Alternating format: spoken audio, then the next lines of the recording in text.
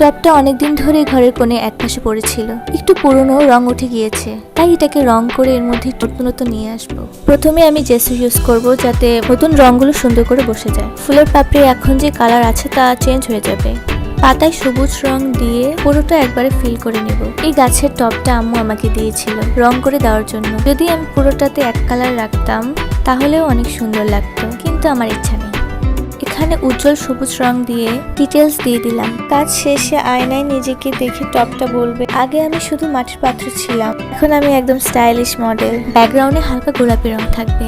আমার টপটি আগে ছিল একদম শান্তশিষ্ট চুপচাপ, আর এখন একেবারে রঙিন ঝলমলে হবে। ওর ক্যারেক্টারটাই চেঞ্জ হয়ে যাবে। তো এটাই ছিল আমার টবের গল্প। আপনাদের কাছে কেমন লাগলো জানাবেন। আম্মুর আবার এইসব ফুলের গাছ, ফুলের টব এসব অনেক বেশি পছন্দ। ফুলের পাপড়িতে বেগুনি দিয়েছি, তার জন্য আসলে আমি অত্যন্ত দুঃখিত। এই টবটা এখন একেবারে বদলে গেছে।